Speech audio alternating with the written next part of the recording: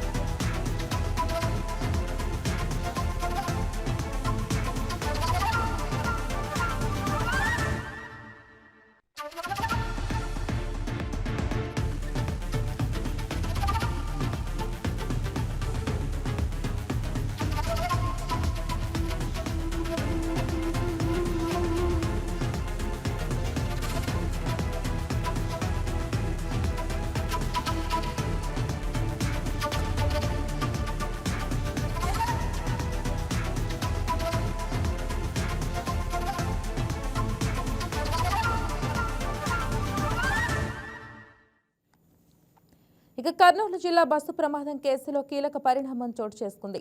Vemuri Kaveri travels యజమాని ఏటూగా ఉన్న వినోద్ కుమార్ ను పోలీసులు అరెస్టు చేశారు. అనంతరం కోర్టులో హాజరుపరచగా న్యాయస్థానం రిమాండ్ విధించింది. దీంతో వినోద్ కుమార్ ను జైలుకు తరలించారు. ఇప్పటికే A1 మిరియాల లక్ష్మయ్యను అరెస్టు చేశారు. బస్సు ప్రమాదం ఘటనలో 19 మంది మృతి చెందారు. ఇక ఇదే విషయంపై కర్నూలు నుంచి మా స్పెషల్ కరెస్పాండెంట్ మురళీకృష్ణ మరింత సమాచారం అందిస్తారు. మురళీకృష్ణ, చెప్పండి, మరి ప్రస్తుతం రిమాండ్ విధించారు ఏటూకి, దీని మీద ఉన్న డీటెయిల్స్ తెలియజేయండి. గత నెల 24వ తేదీన కర్నూలు జిల్లాలో జరిగినటువంటి ఘోర బస్సు ప్రమాదంలో దాదాపు 19 మంది సజీవ దహనమయ్యారు.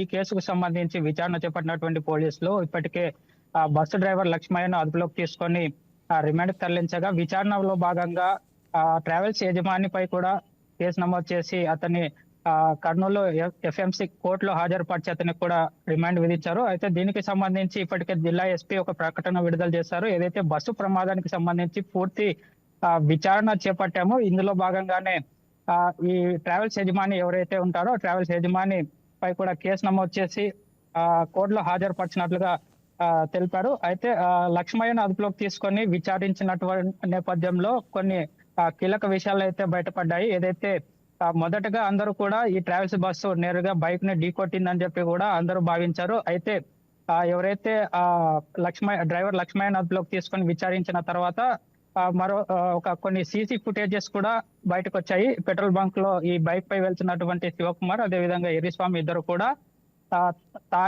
తాగిన మైకంలో బైక్ నడపడం ద్వారా అదుపు తప్పి బైక్ డివైడర్ ను ఢీకొట్టి ఇద్దరు కూడా కింద పడిపోయారు. ఈ ప్రమాదంలో శివకుమార్ అక్కడికక్కడే ప్రాణాలు కోల్పోగా ఎర్రిస్వామి మాత్రం స్వల్ప గాయాలతో బయటపడ్డాడు. దీంతో ఆ సీసీ ఫుటేజ్ ఆధారంగా ఎర్రిస్వామిని కూడా అదుపులోకి తీసుకున్నటువంటి పోలీసులు విచారణ చేపట్టి అతన్ని కూడా విచారించి ఒక కీలక విషయాలు అయితే విచారించిన తర్వాత కీలక విషయాలు అయితే వెలుగులోకి వచ్చాయి. ఏదైతే బస్సు మొదటగా బైక్ ను ఢీకొట్టలేదు, ముందు బైక్ అదుపు తప్పి డివైడర్ ని ఢీకొట్టిన తర్వాత కింద పడి ఈ ప్రమాదం జరిగింది. ఆ తర్వాత ఏదైతే బస్సు వచ్చి బైక్ ను తీసే క్రమంలో ఈ కావేరీ ట్రావెల్స్ బస్సు వేగంగా వచ్చి బైక్ ను ఢీకొట్టింది.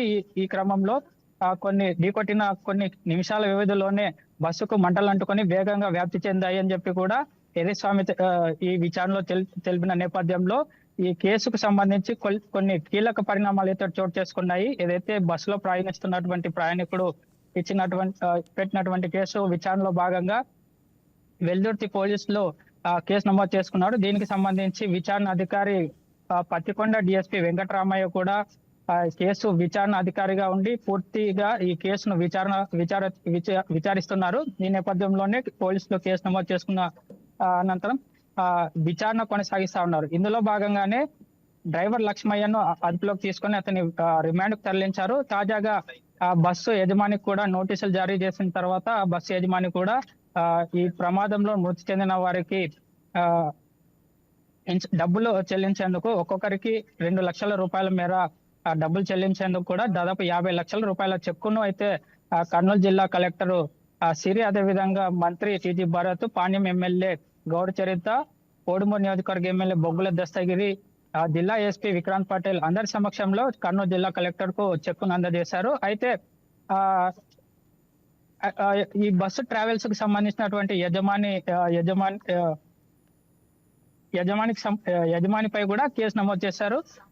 తాజాగా అతన్ని కూడా అదుపులోకి తీసుకొని కోర్టులో హాజరుపరచగా కోర్టు అతనికి రిమాండ్ విధించినట్లుగా జిల్లా ఎస్పీ విక్రాంత్ పాటిల్ తెలిపారు. అయితే ప్రస్తుతం ఇప్పుడు అయితే మరి ఏటు వినోద్ ప్రత్యక్ష నిందితుడు కాకపోవటం వల్ల మరి అతను ఏ విధంగా విచారించబోతున్నారు, శిక్ష ఏ విధంగా పడే అవకాశం ఉంది?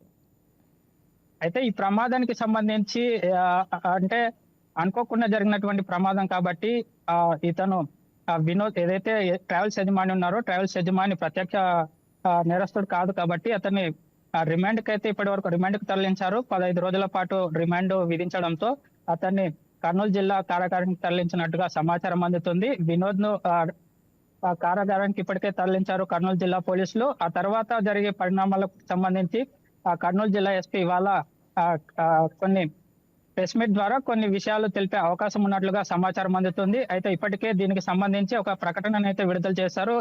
ఈ ప్రమాదానికి సంబంధించి ఇప్పటికే అన్ని ఆధారాలు కూడా సేకరించాము, అన్ని కోణాల్లో కూడా ఈ కేసు విచారణ చేపడుతున్నాము అని చెప్పి కూడా జిల్లా ఎస్పీ ఒక ప్రకటన విడుదల చేశారు. ఈ కేసు విచారణలో భాగంగానే ఏదైతే ఈ ముద్దాయి అంటే ఈ ట్రావెల్స్ యజమాని ఎవరైతే ఉన్నారో ట్రావెల్స్ ఓనర్ మీద కూడా కేసు నమోదు చేసి ఏటుగా అతన్ని చేర్చి వినోద్ ని కూడా అరెస్ట్ చేశామని చెప్పి కూడా జిల్లా ఎస్పీ తెలిపారు.